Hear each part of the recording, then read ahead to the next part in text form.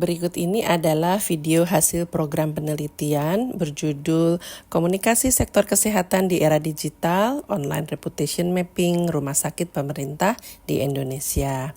Penelitian ini mendapat hibah dari DRTPM Kemdikbudristek pada tahun 2024 pada skema penelitian dasar, penelitian dosen pemula. Ketua penelitian ini adalah Kususanti dengan anggota Rufira Arindita dan Safira Hasna, ketiganya dari Universitas Al-Azhar Indonesia.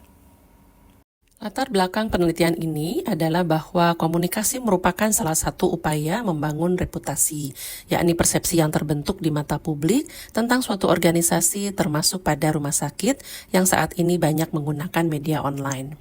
Rumah sakit sebagai pusat pelayanan kesehatan masyarakat menyalurkan informasi, layanan, dan promosi kesehatan.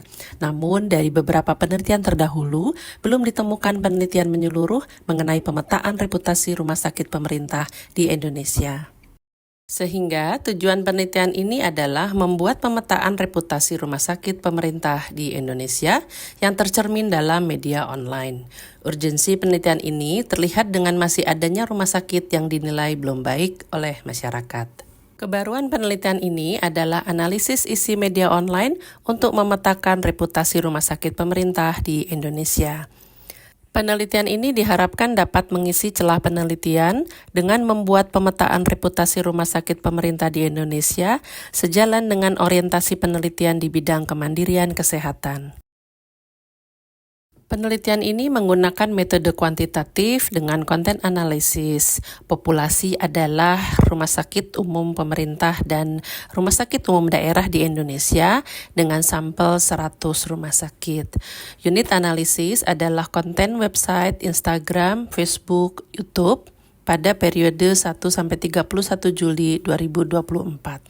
Ditambah dengan in-depth interview pada 3 orang humas rumah sakit dan 1 konsultan humas. Pihak humas rumah sakit yang menjadi narasumber dalam penelitian ini adalah humas dari RSUP Surakarta, RSUD Prambanan, dan RSUD Banten.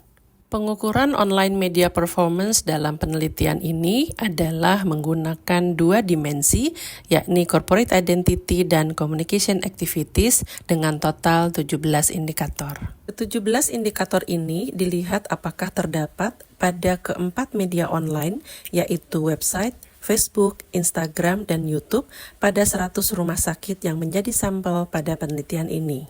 Sesuai dengan klasifikasi rumah sakit di Indonesia, penelitian ini juga mengelompokkan rumah sakit ke dalam 4 kelas, yaitu kelas A, B, C, dan D, yang dipecah lagi menjadi 4 kuartil berdasarkan nilai indeks reputasi yang diperoleh dari dimensi corporate identity dan communication activity. Penelitian ini menghasilkan pemetaan reputasi RSUP dan RSUD di Indonesia.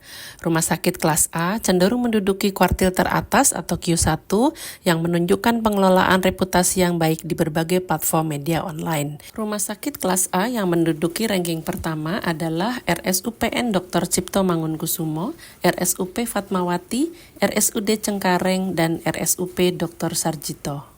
Reputation map untuk rumah sakit kelas B dan C cukup merata, di mana terdapat seluruh Q1 hingga Q4. Ranking pertama pada rumah sakit kelas B adalah RSUD Dr. Iskak Tulungagung dan RSUP Dr. Karyadi. Hanya ada 1 rumah sakit kelas B yang berada pada Q4, sedangkan pada rumah sakit kelas C hanya ada 1 yang berada pada Q1. Tidak ada rumah sakit kelas D yang berada pada Q1 dan Q2. Penelitian ini menyimpulkan bahwa rumah sakit pemerintah di Indonesia menggunakan media online dalam upaya meningkatkan reputasi di mata masyarakat.